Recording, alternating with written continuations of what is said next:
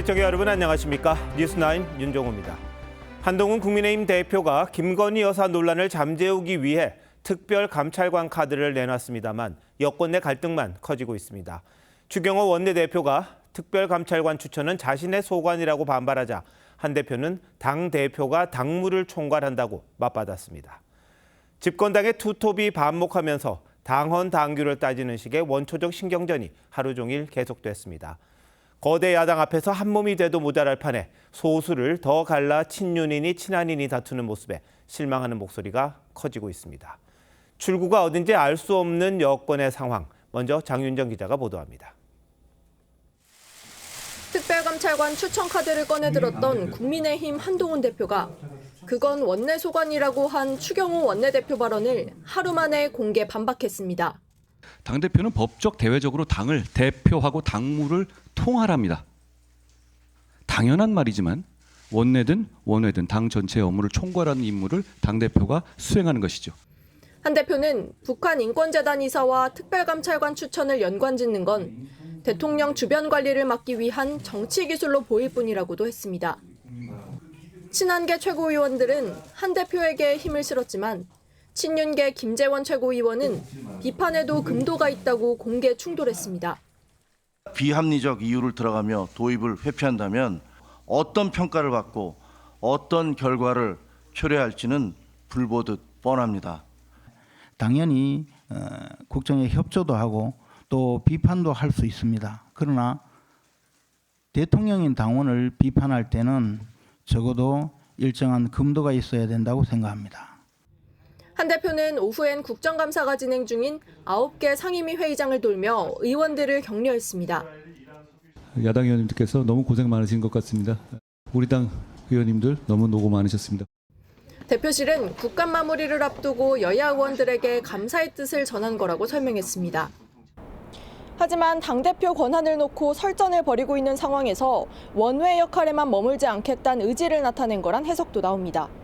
TV조선 장윤정입니다.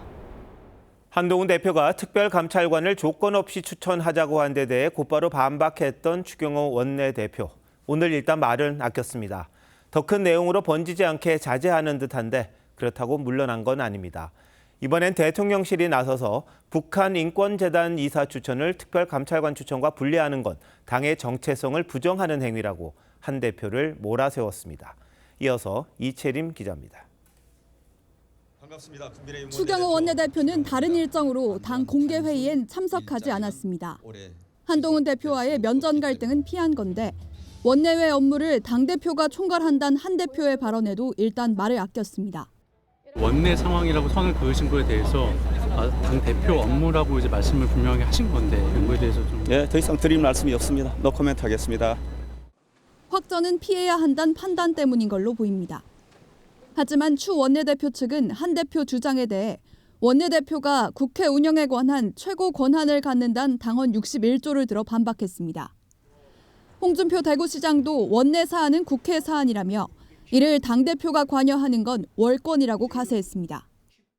원내 사안에 관한 최고 의사 결정권자는 의원총회입니다. 원내 사안이죠. 여야 협의로 추천하는 문제니까. 추 원내대표는 국감이 끝난 뒤 의원총회를 열고 특별감찰관 추천에 대한 총의를 모으겠다는 방침입니다.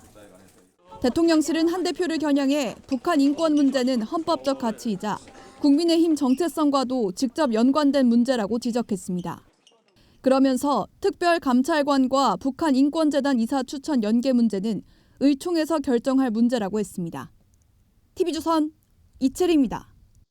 국민의힘 계파 갈등은 새 과시로 번졌습니다. 어젯밤 친한계 의원 10여 명이 의원 SNS 단체방에서 추 원내대표에게 특별감찰관 추천과 관련한 의원총회 소집을 요구했습니다.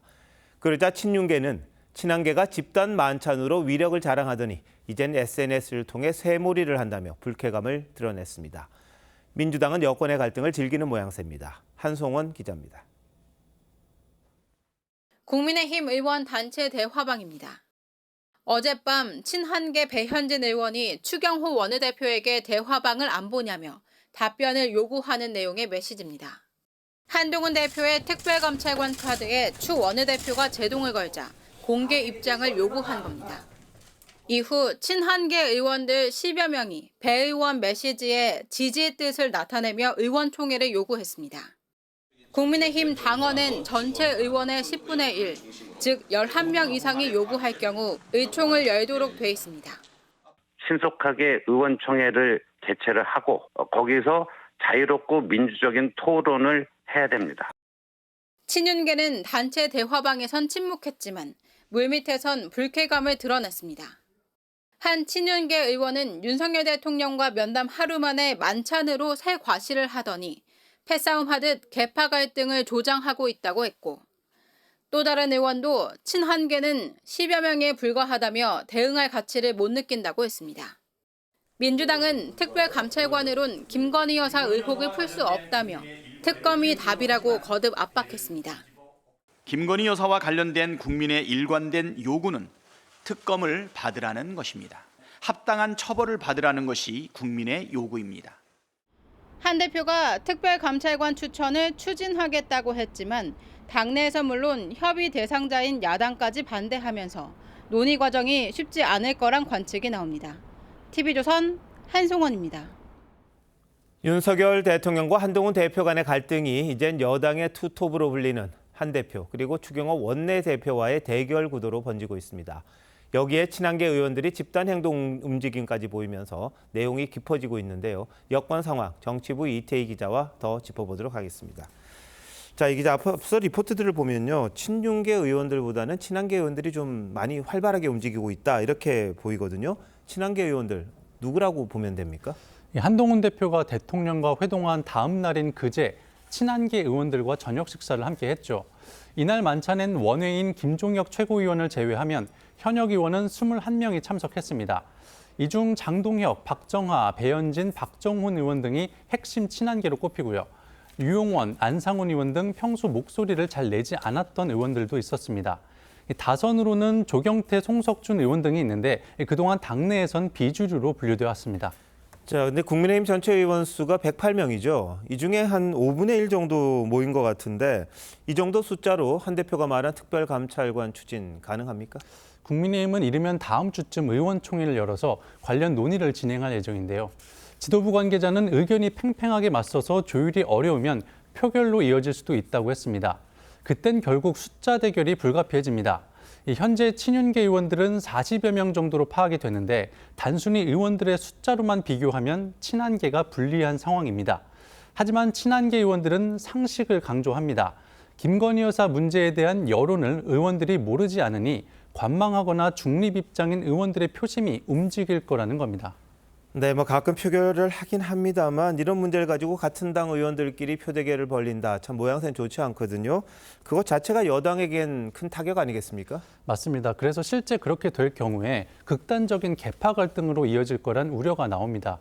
이번에는 특별감찰관이지만 다음에 또 어떤 이슈로든 계파 간 표싸움이 벌어질 가능성도 있습니다.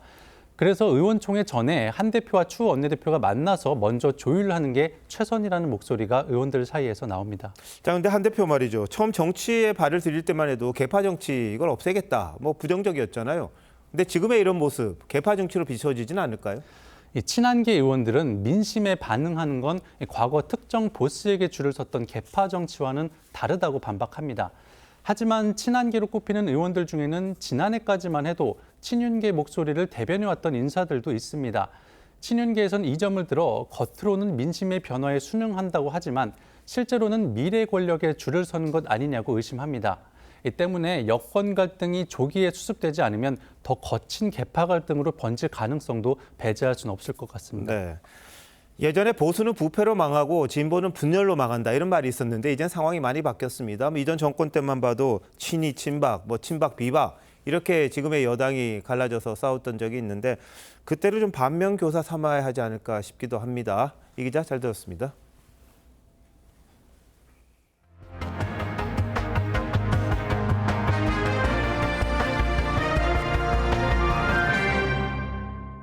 북한군의 러시아 파병이 본격화하는 가운데 윤석열 대통령이 살상 무기 공급 가능성을 처음으로 말했습니다.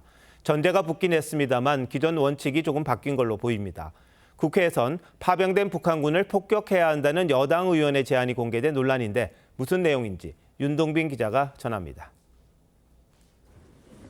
윤석열 대통령은 북한의 러시아 파병은 전 세계를 위협하는 도발이라며 결코 좌시하지 않고 단계별로 필요한 조치를 취할 것이라고 경고했습니다. 윤 대통령이 북한군 파병에 대해 직접 입장을 밝힌 건 처음입니다. 살상 무기를 직접 공급하지 않는다는 원칙을 가지고 있었는데 그러한 부분에서도 더 유연하게 북한군의 활동 여하에 따라 국회 국정감사에 출석한 김용현 국방부 장관은 파병 북한군에 대해 총알바지로 팔려가는 용병이라고 지적했습니다. 김정은이가 자기 인민군을 불법 침략 전쟁의 총알바지로 팔아넘긴 것이다. 또 국감에선 신원식 안보실장과 여당 의원 간 문자 메시지 내용도 논란이 됐습니다. 장성 출신인 국민의힘 한기호 의원이 우크라이나로 하여금 북한군 부대를 폭격하고 미사일로 타격한 뒤 그 피해를 북한의 심리전으로 쓰면 좋겠다는 내용의 문자를 보내자 신 실장은 잘 챙기겠다고 답한 내용입니다. 민주당 의원들은 용산과 국방부가 만들어가는 신북풍 공작이라고 비판했습니다. 대통령 지지율이 20%대로 추락한 것에 대한 모면 책입니까? 이것은 우크라이나발 신북풍 공작이고 한기호 의원은 우크라이나에 북한군이 파병됐다는 걸 북한 주민들에게 알릴 필요가 있다고 반박했습니다. TV조선 윤동빈입니다. 우크라이나와 미국이 러시아에 파병된 북한군에 대해 강온 양면 전술을 구사하고 있습니다. 우크라이나는 투항을 권유하는 등 본격적인 심리전을 펼쳤고 미국은 참전하면 표적이 될 거라고 경고했습니다. 이런 가운데 조금 전 훈련을 마친 북한군 2,000명이 우크라이나 국경과 가까운 러시아 서부로 이동 중이라는 보도가 나왔습니다. 이정민 기자입니다. 장미꽃이 피고 푸른 가로수가 늘어선 포로 수용소. 햇살이 내리쬐는 침대 위엔 고양이 2마리가 평온하게 앉아 있습니다. 수용소의 전쟁 포로들은 하루 3끼의 식사를 받으며 식단에는 고기, 신선한 야채, 빵이 포함됩니다. 우크라이나 국방부가 북한군을 겨냥해 전투에 가담하지 말고 투항하라며 공개한 영상입니다. 나는 살고 싶다는 한글과 한국말을 넣어 외국에서 무의미하게 죽지 말라고 설득합니다. 북한군을 겨냥한 심리전에 나선 겁니다. These troops are not going to come in very well equipped or well trained. They're likely don't speak Russian. I'm sure they'll have interpreters, but this will be a difficult undertaking. 미 백악관도 북한군 3,000명의 러시아 이동을 확인했다며 참전하면 표적이 될 것이라고 경고했습니다. If they do deploy to fight against Ukraine, they're fair targets. So the possibility that there could be dead and wounded North Korean soldiers fighting against Ukraine is absolutely real. 영국과 독일은 북한 파병이 한반도와 인도 태평양 지역 안보에 영향을 줄 것이라며 우려했습니다. 러시아도 처음으로 공식 입장을 밝혔습니다. 파병 보도에 대해선 허위 과장 정보라고 부인하면서도 대응을 고려 중인 우리 정부를 향해선 전쟁에 개입 말라며 가혹하게 대응할 것이라고 협박성 메시지를 냈습니다. TV조선 이정민입니다. 이런 와중에 북한은 또 풍선을 날려보냈습니다. 그동안 쓰레기나 종이 조각을 살포했던 것과는 달리 이번엔 윤석열 대통령 부부를 원색적으로 비난하는 전단들이 담겨 있었습니다. 대통령 공식 행사장에도 떨어졌다는데 10여 종에 달하는 전단 내용, 김충영 기자가 취재했습니다. 국빈 방한한 안제이 두다 폴란드 대통령 부부를 맞이하는 공식 환영식장. 대통령실 청사 건물을 타고 흩날리던 종이 조각이 잔디마당까지 날아가 의장대 뒤편에 떨어집니다. 북한이 살포한 대남 전단으로 경호 관계자들이 황급히 수거했습니다. 공식 환영식장에서 발견된 것과 같은 대남 전단입니다. 이 외에도 10여 종의 전단이 대통령실은 물론 서울 도심 곳곳에 떨어졌습니다. 손바닥만한 전단엔 윤석열 대통령 부부를 원색적으로 비방하는 내용이 가득했고 특히 김건희 여사를 겨냥한 조롱이 대부분이었습니다. 지난 5월부터 쓰레기 등을 실어 30차례 풍선을 날린 북한이 윤 대통령 비방 전단을 날린 건 처음인데 국내 정치 상황을 반영해 선전선동에 나선 거란 관측이 나옵니다. 최근 평양 상공의 무인기에서 김정은 비방전단이 살포된 것에 대한 보복 성격도 있는 걸로 보입니다.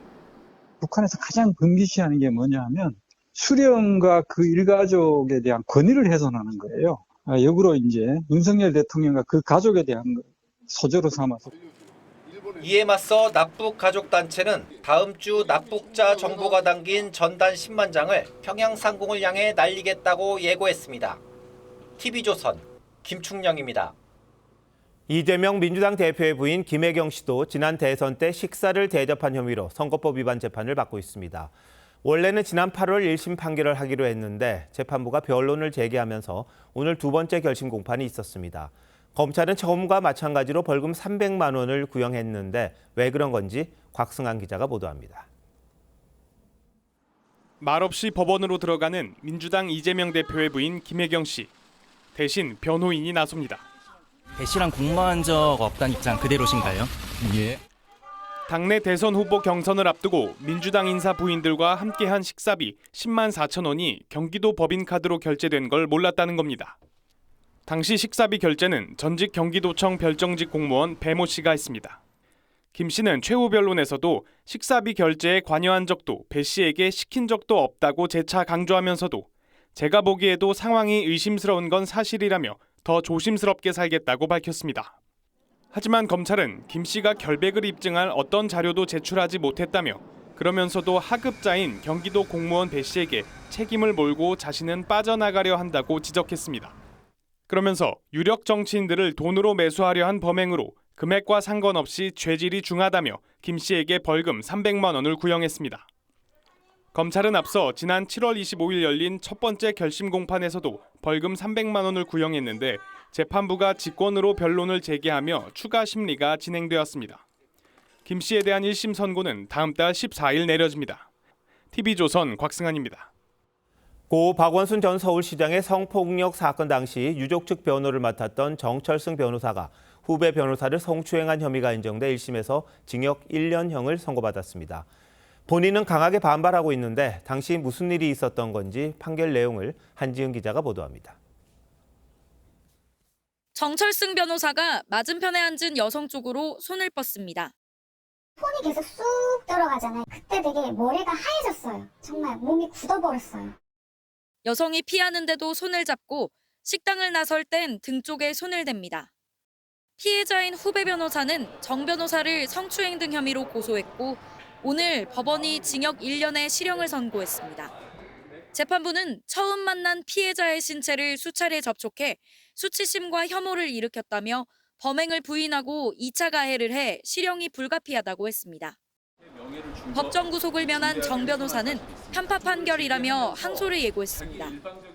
이런 상식에 반하는 판결을 내리면서 일방적으로 유죄 판결을 하는 것. 또 SNS에 범행 당시 영상과 글을 올리고 재판부가 비상식적이라고 비난했습니다. 피해자 A씨는 오랜 기간 2차 가해를 견디는 건 쉽지 않은 일이었다며 정 변호사의 주장은 또 다른 2차 가해라고 했습니다. 정 변호사는 3년 전 SNS에 고 박원순 전 서울시장의 성폭력 피해자가 누군지 특정할 수 있는 글을 올린 혐의로도 재판받고 있습니다. TV조선 한지은입니다.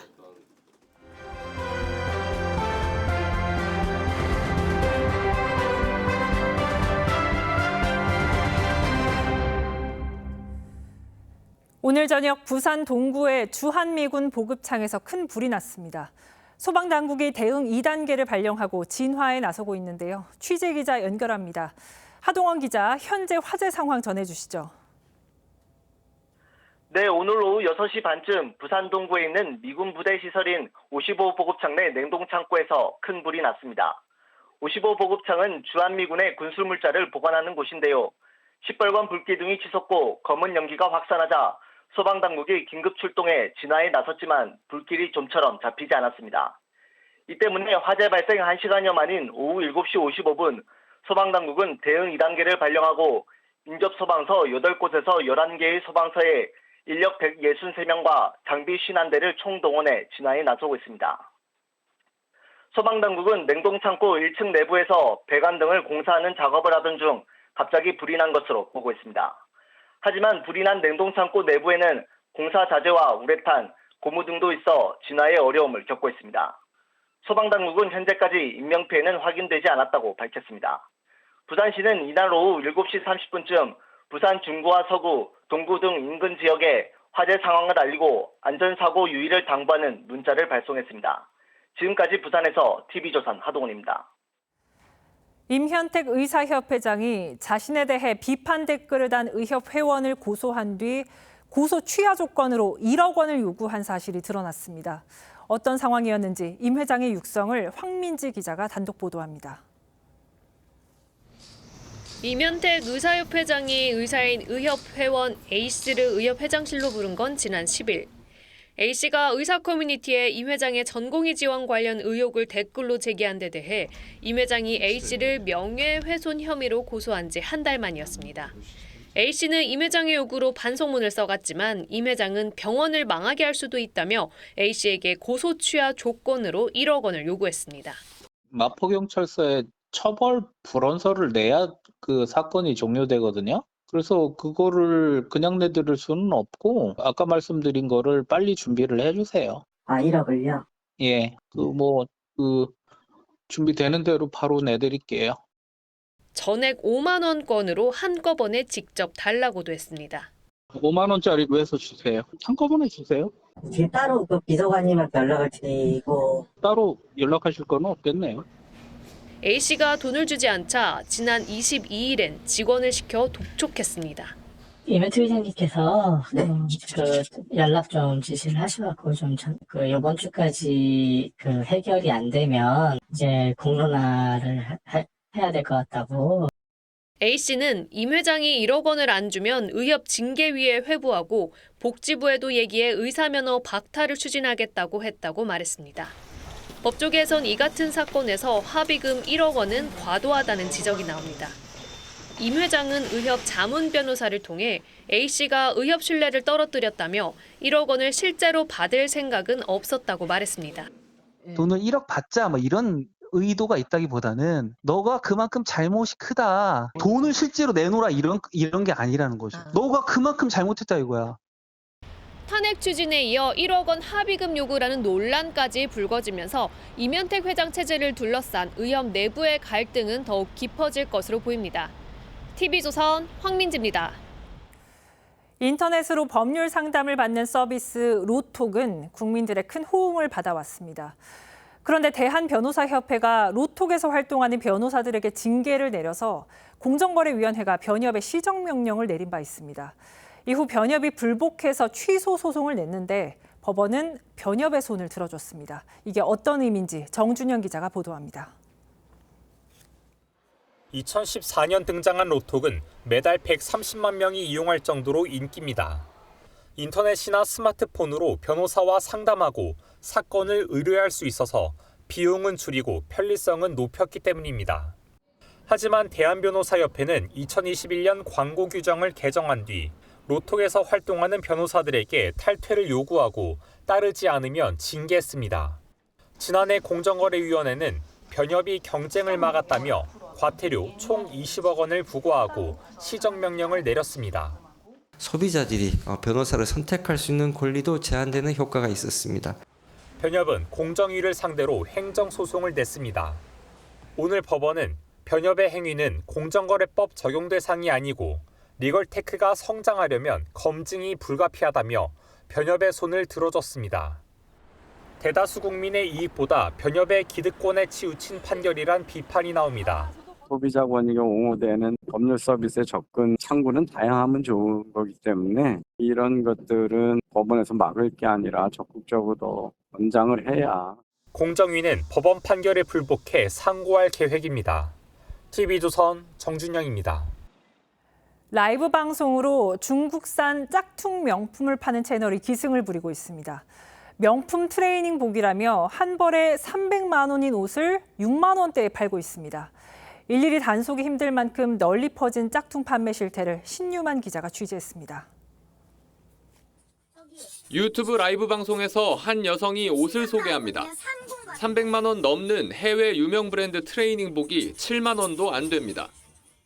자, 6구 갑니다. 6구. 윗돌이랑 자, 바지랑 한 세트 이렇게 한 벌에 이윽고. 뒤로는 명품 브랜드 옷들이 비닐도 뜯지 않은 채로 쌓여 있습니다. 160만 원짜리 티셔츠는 2만 5천 원, 300만 원 가까이 하는 브랜드의 패딩 조끼도 비슷한 디자인으로 7만 원에 판다고 합니다. 한 구매자는 호기심에 사본 뒤 조잡한 품질을 확인하고 특허청에 신고했습니다. 아니나 다를까 가품이란 답변이 돌아왔습니다. 실밥 처리라든지 그 재질이라든지 정품에서의 차이가 많이 났고, 비밀스런 공간에서 암암리에 팔던 중국산 짝퉁들이 유튜브 등 SNS상에서 버젓이 팔리고 있는데 방송 차단 조치 등은 이뤄지지 않고 있습니다. 특허청이나 지자체 사법경찰의 단속도 역부족입니다. 그 판매를 하는 사람들 입장에서는 이제 겁이 별로 안 난다. 구매한 사람은 처벌하지가 않습니다. 최근 5년간 적발된 짝퉁 제품은 756만 점, 시가로는 1,900억 원이 넘습니다. 하지만 처벌은 대부분 가벼운 벌금형에 그치는 실정입니다. TV조선 신유만입니다. 우리나라에선 가을이 깊어가고 있지만 러시아 시베리아에서는 겨울이 시작되고 있습니다. 그 추위를 피해서 많은 철새가 우리나라를 찾고 있는데요. 세계적인 철새 도래지인 충남 천수만은 15만 마리의 기러기떼가 찾아왔습니다. 석양 속에 펼쳐진 군무를 김다로 기자가 담아왔습니다. 푸른 하늘을 밝히던 붉은 태양이 서서히 서쪽 산 너머로 기울고 하늘이 주홍빛으로 물들기 시작하는 찰나 기러기들의 시간이 시작됩니다. 물들어가는 하늘에 검은 술을 놓듯 떼지어 날아가는 기러기 수천 마리. 낮 동안 근처 논과 갯벌에서 먹이를 잡아먹다가 해가 저물자 모래톱에서 쉬러 날아오는 겁니다. 가을이 깊어가는 이맘때 하루에 단 20여 분만 볼 수 있는 진풍경입니다. 천수만 일대에는 시베리아에서 추위를 피해 우리나라로 온 기러기 15만 마리가 머무르고 있습니다.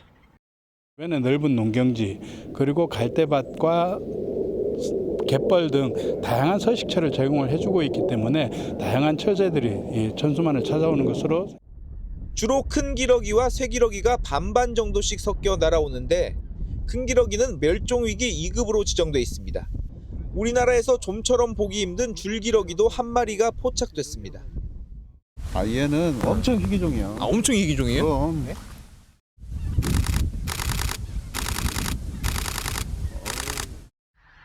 겨울 철새의 천국인 천수만 일대에선 내년 3월까지 천연 기념물인 큰고니와 흑두루미, 독수리, 황새 등 여러 희귀 철새를 만나볼 수 있습니다. TV조선 김다로입니다. 가을 제철 음식으로 꽃게를 빼놓을 수 없죠.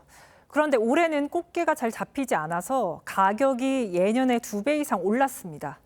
기후 위기로 뜨거워진 바닷물 때문입니다. 강석 기자입니다.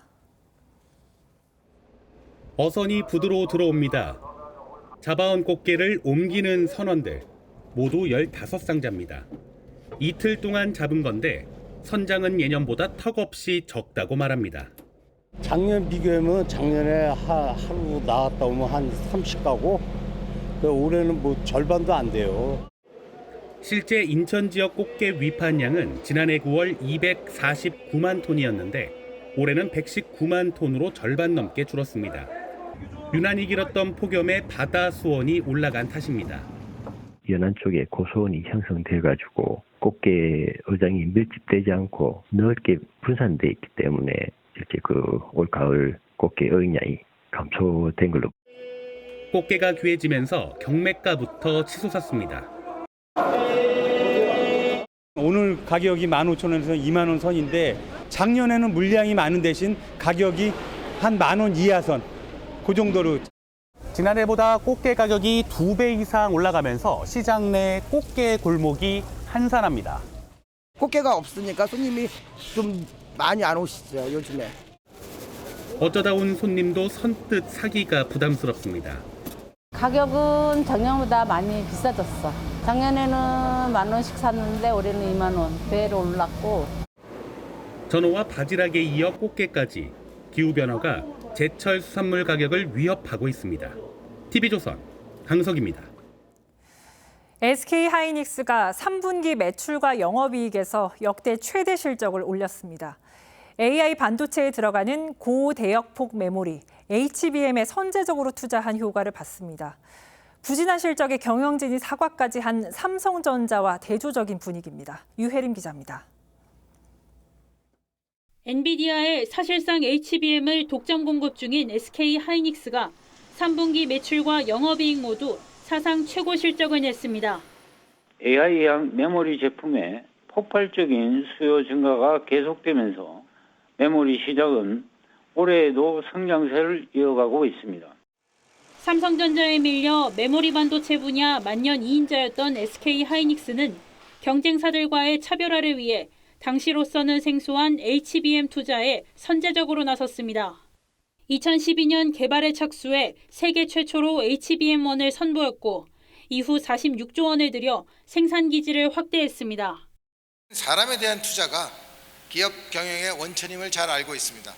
투자 조기 집행 및 확대를 통해 경제 활성화를 달성하고 반면 삼성전자는 당장 돈이 안 된다는 판단에 HBM 개발을 중단했다가 뒤늦게 다시 뛰어들었습니다. 올해 SK 하이닉스의 연간 영업이익은 사상 처음 삼성전자 반도체 부문을 뛰어넘을 것으로 전망됩니다. 매출 면에서는 반도체 공룡 인텔도 추월할 것으로 보입니다. AI 쪽으로는 이제 인텔이 자기 제품군을 제대로 확질 못하고 삼성전자 같은 경우에도 그 HBM3 쪽에서는 아직 제대로 된 그 성과가 있지 못해서 실적 발표 이후 SK 하이닉스 주가는 20만 원에 가까워진 반면 삼성전자는 4년 9개월 만에 최저치로 떨어졌습니다. TV조선 유혜림입니다. 22대 국회 첫 국정감사가 역대 최악이란 오명을 쓸 게 확실합니다. 오늘 과학기술방송통신위원회는 고성도 모자라 방송에 담을 수 없는 적나라한 욕설이 쏟아졌고 막말 설전은 기본이었습니다. 아수라장이 됐다는데 무슨 일이 일어났는지 황정민 기자가 보도합니다. 국회 과방위 국정감사에서 고성이 오가던 중 피감기관인 방송문화진흥회 직원이 실신했습니다. 응급조치를 지켜보던 김태규 방통위원장 직무대행에 한탄하는 듯한 발언이 논란을 불렀습니다. 야당에서 사과를 요구하는 과정에서 고성과 욕설이 오갔습니다. 잠깐만, 저 사람이요! 무슨 말인가 그게? 의사 진행받아. 자, 네. 상황이 진정된 뒤 민주당 김우영 의원은 사과했고 당시 영상이 국감장에 반복 재생되자 김 직무대행도 잘못을 인정했습니다. 재생도 줄여서 다시 트세요. 표현 자체가 부적절한 부분은 제가 인정을 하겠습니다. 정회 중에 있었던 일에 대해서는 업무 바뀌라고 스스로 인정을 하셨습니다. 저게 반성하는 태도입니까? 야당 주도로 국회 모욕죄 고발 안건이 통과되자 여당은 반발했습니다. 임마, 이 자식, 이런 말을 했어요. 근데 그거에 대해서 위원장 무슨 조치하셨어요? 법사위의 감사원 국정감사에서도 야당 의원들은 대통령실 이전 의혹 관련 자료 제출 거부를 이유로 최재해 감사원장 고발을 의결했습니다. 이 과정에서 발언권을 달라는 감사원 최다령 사무총장의 항의성 요구에 고성이 오갔습니다. 내가 5선 국회의원인데 이렇게 항의를 받아보고선 처음이야. 기회 안 주신 말씀 제가 지금 우리 국민 여러분께 됐어요. TV조선 황정민입니다. 대외 활동 중단을 요구받고 있는 김건희 여사가 동남아 순방 이후 13일 만에 공식 석상에 등장했습니다. 폴란드 대통령 방한 환영식이었는데 여러 논란 때문인지 긴장한 표정이 역력했고 배우자 간 친교 일정은 비공개로 진행이 됐습니다. 조성호 기자의 보도입니다. 김건희 여사가 폴란드 대통령 부인과 반갑게 인사합니다. 자리를 안내하고 함께 걸으며 대화도 나눴는데 김 여사가 공개 행사에 참석한 건 지난 11일 동남아 순방 귀국 행사 이후 13일 만입니다. 국내 일정 기준으론 지난달 10일 논란이 됐던 마포대교를 찾은 지 한 달 반 만입니다. 배우자 친교 일정도 비공개로 진행됐습니다. 여권 관계자는 한 대표 면담 당일 오전 대통령 주재 수석비서관 회의 이후 김 여사 공개 일정이 모두 취소됐다며 공식 환영식은 외교 의전상 필요한 자리라 나온 것이라고 전했습니다. 김 여사는 지난해 부부 동반으로 참석했던 경찰의 날 행사에 불참했고 서울시 교육감 보궐선거도 따로 비공개 투표했습니다. 한동훈 대표의 대외 활동 중단 요구를 감안해 사실상 국내 일정 대부분을 보류한 셈입니다. 윤 대통령은 김 여사 논란에 대한 적극적인 해법을 고심 중인 걸로 알려졌는데 다음 달 임기 반환점 전후로 윤곽이 드러날 가능성이 있습니다. TV조선 조성호입니다. 한동훈 국민의힘 대표가 김건희 여사 논란을 해결하기 위한 하나의 방식으로 제시한 게 바로 특별감찰관 추천입니다. 이를 놓고 여당이 내용을 겪고 있는데요. 도대체 어떤 제도길래 이러는 건지 김주영 기자와 함께 따져보도록 하겠습니다. 김 기자, 한 대표가 강하게 추진하고 있는 특별감찰관, 어떤 제도인지 먼저 설명해 주시죠. 네, 특별감찰관은 대통령 주변 사람들이 권력을 남용하거나 부패 행위를 저지르지 않도록 감시하는 시스템입니다. 대통령과 그 직계 가족, 그리고 대통령 비서실 고위공직자들의 비위 행위를 감찰하는 권한을 가진 독립기관인데요. 민정수석실이 대통령실 외부 정부기관들을 관리 감독한다면 특별감찰관은 대통령실 내부의 비위를 감찰하는 기관입니다. 네, 근데 특검이라는 건 저희들이 참 많이 들었어요. 야당이 계속 추진하고 있는데 이 특별감찰관은 좀 생소합니다. 네, 이 자리가 8년째 공석입니다. 박근혜 정부 때 특별감찰관법이 만들어지고 이석수 전 감찰관이 첫 특별감찰관으로 임명됐는데요. 당시 우병우 전 민정수석 등을 내사하다가 감찰 내용을 언론에 유출했다는 이유로 청와대와 갈등을 빚고 1년 만에 사임했습니다. 이후 문재인 정부에서는 공수처가 신설되면서 업무가 겹친다는 이유로 임명이 이뤄지지 않았고요. 윤석열 대통령도 대선 공약으로 특별감찰관 임명을 약속했는데 여전히 이 자리는 공석입니다. 이번 국정감사에서는 이 특별감찰관 자리가 비어 있는데 몇 년째 임대료 등으로 매년 10억 가까운 예산을 쓰고 있는 것이 지적을 받기도 했습니다. 지금 핵심은 특별감찰관이 만약 임명이 된다면 김건희 여사 의혹 같은 것들이 좀 해소될까 이것 아닙니까? 네, 특별감찰관은 법에 감찰 가능 비위 행위가 정해져 있습니다. 하지만 해석이 조금씩 달랐는데요. 일부는 명품백 수수 논란은 감찰 범위에 해당하지만 도이치모터스 주가 조작 의혹 같은 경우 윤 대통령이 취임 이전이라 해당이 안 될 것으로 봤습니다. 일부는 아예 특별감찰관 임명 이전의 사건은 감찰 범위가 아닐 것으로 보기도 했습니다. 임명되기 전이라 하더라도 당연히 할 수 있는 것 같은데요. 도이치모터스는 대통령의 배우자가 아니었으니까 안 되는 거고. 특별감찰관이 활동하면서 확인한 옛날 것을 뒤집어서 수사하고 그러는 거 아니거든요. 네, 또 특별감찰관은 수사권이 없다는 한계가 있는데요. 감찰관은 조사를 하면서 각 기관의 협조와 지원을 요청할 수는 있지만 압수수색이나 강제수사 권한이 없습니다. 직접 기소를 할 권한도 없어서 혐의를 확인하면 검찰에 고발하는 형식입니다. 네, 그래도 임명이 돼서 뭐 실제로 운영을 하면 좀 긍정적인 효과가 있지 않겠나 이렇게 보는 분들도 많더라고요. 네, 대통령 주변의 비리를 예방하는 차원에서라도 필요하다는 지적이 나옵니다. 이것 때문에 매 정권이 들어설 때마다 야당은 특별감찰관 임명을 주장해왔는데요.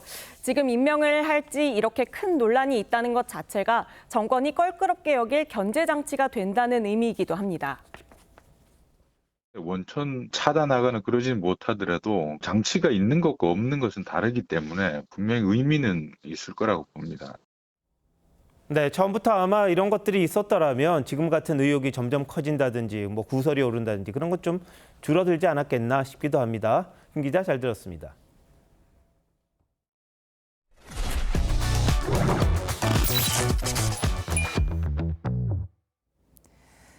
인류는 늘 에너지를 갈망해왔죠.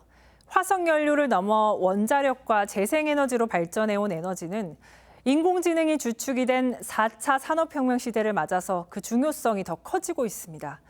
저희 TV조선 뉴스9에서는 기획보도 에너지는 힘이다를 통해서 앞으로 전 세계의 에너지 확보 경쟁 그리고 우리 에너지 산업의 현주소를 집중적으로 취재해 전해드리겠습니다. 오늘은 그 첫 순서로 에너지 주권을 소홀히 하다 고통을 겪고 있는 유럽의 현실을 박상현 기자가 전해드립니다. 독일 프랑크푸르트 인근에 사는 크리스티안 효크 씨. 지난해 정기요금으로 1,500유로, 우리 돈 220만 원을 넘게 냈는데 얼마 전 추가로 800유로를 더 내라는 고지서를 받았습니다. 독일은 미리 계약한 전기료를 매달 낸 뒤 다음 해에 정산하는 방식입니다. Wir haben auch erst mal gedacht, es wäre vielleicht falsch, aber im Endeffekt ist es, wie ich gerade gesagt habe, ne? Also man sieht dann die Zahl, ist geschockt und denkt sich, oh, das haben wir doch im Leben nicht verbraucht. 우크라이나 전쟁 전 독일은 전체 가스 수입의 절반 이상을 러시아에 의존했습니다. 친환경을 내세우며 원전도 폐쇄했습니다. 그 결과 전쟁 후 전기와 가스 요금은 10배 넘게 폭등했습니다. 러시아 우크라이나 전쟁으로 이미 한번 에너지 위기를 경험했던 이곳 유럽 국가들에선 최근 에너지 주권에 대한 심도 있는 논의가 진행 중입니다.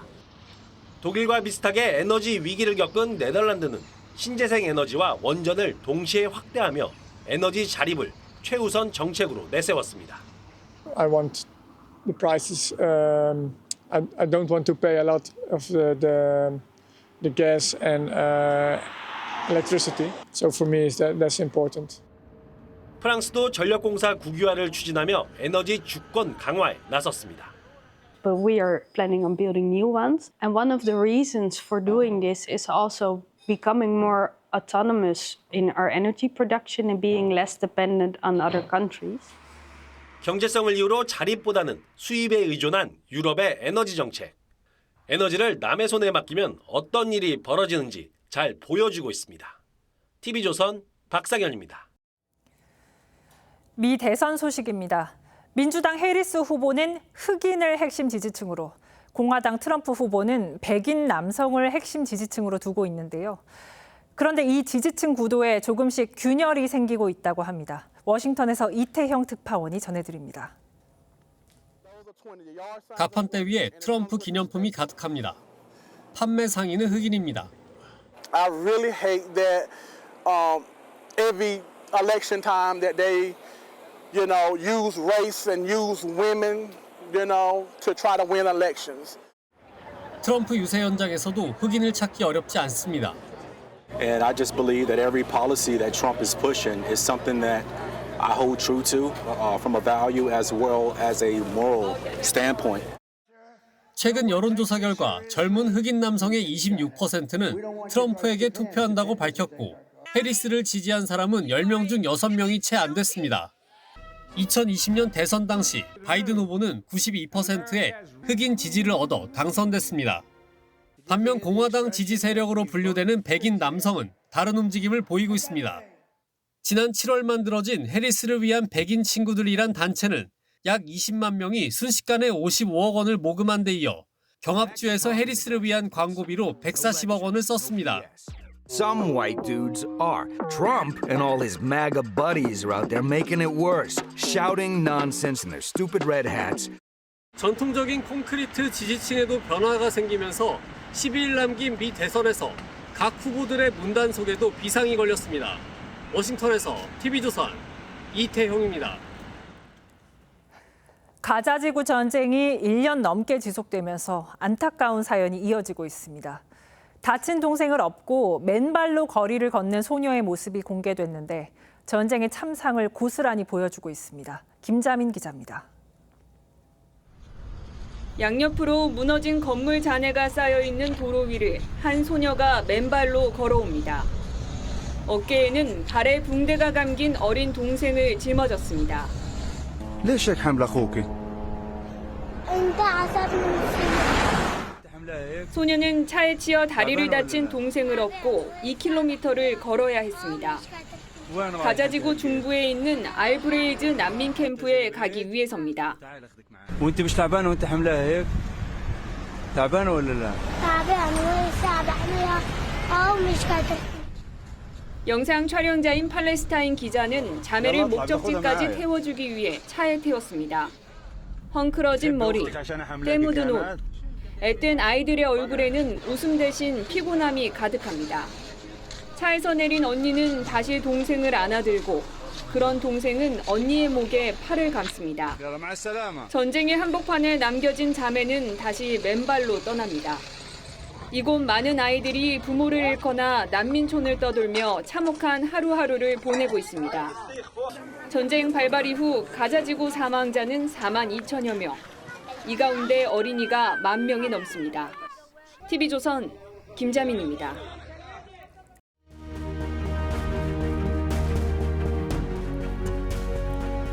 하얀 종이에 죽었다는 천주교 순교 성지 백지사터입니다. 순교자 얼굴상에 종이가 덮여 있습니다. 젖은 한지를 겹겹이 발라 질식시켰던 형벌, 도모지입니다. 얼굴에 종이를 바른다는 뜻이죠. 그 도모지에서 우리말 도무지가 유래했다는 설이 유력합니다. 현대 시에도 살아 있습니다. 흰나비는 도무지 바다가 무섭지 않다. 도무지는 도무지 해볼 도리가 없는 답답함을 상징합니다.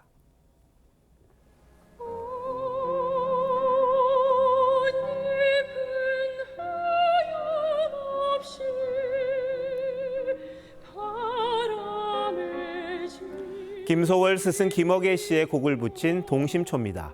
두 사람의 한결같은 마음을 정표로 묶은 풀잎을 뜻합니다. 김억이 예 씨를 더 아름답게 옮겼죠. 풀잎만 헛되이 묶으면 무슨 소용인가. 무어라 마음과 마음을 맺지 못하고 한갓되어 풀잎만 맺으려는 것. 지금 집권당 돌아가는 형편이 그렇습니다. 국민의힘 당원 25조입니다. 한동훈 대표가 내민 특별감찰관 카드를 추경호 원내대표가 일축했습니다. 원내의원 총회에서 결정할 사안이고 총회 의장이 원내대표다. 후보 추천 방법과 절차를 원내대표가 주도하는 건 맞습니다. 그렇다고 결정권까지 독점하라는 건 아닐 겁니다. 친윤계의 비판과 공격도 공개적으로 터져나오고 있습니다. 집권당 투톱의 충돌, 친한과 친윤 대결의 골이 깊어갑니다. 대통령은 석 달 전 당 지도부 만찬에서 당부했습니다. 우리 한 대표를 잘 도와달라. 엊그제 한 대표를 만난 뒤엔 다른 만찬을 주재하던 추 원내대표를 용산 저녁 자리에 불렀습니다. 풀잎을 헛되이 맺은 격입니다. 문재인 정부에 이어 윤석열 정부도 특별감찰관을 임명하지 않고 있습니다. 야당이 북한인권재단 이사 추천에 협조하면 임명하겠답니다. 전혀 다른 사안을 풀잎으로 엮는 격입니다. 한 대표도 물론 언행을 가다듬을 필요가 있습니다. 곧바로 일일이 직설적으로 받아치는 건 정치여법이 아닙니다. 침묵할 건 침묵하면서 여백과 여운을 뒀으면 합니다. 대표답게 계파를 떠나 설명하고 설득해 공감을 쌓아가며 일을 추진했으면 합니다. 당정도 당무도 폭주기관차처럼 서로 마주보고 달리는 건 보수의 얼굴에 젖은 종이를 덮는 거나 다름없습니다. 10월 24일 앵커 칼럼 오늘 도무지 국민이 무섭지 않다였습니다.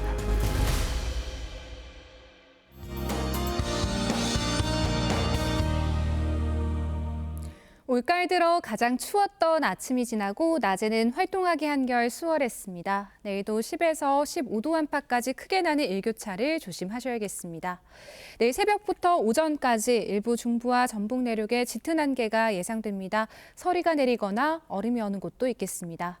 오전에 일시적으로 인천과 경기 남부의 공기질이 탁하겠고요. 남해안과 제주도를 중심으로 바람이 강하게 불겠습니다.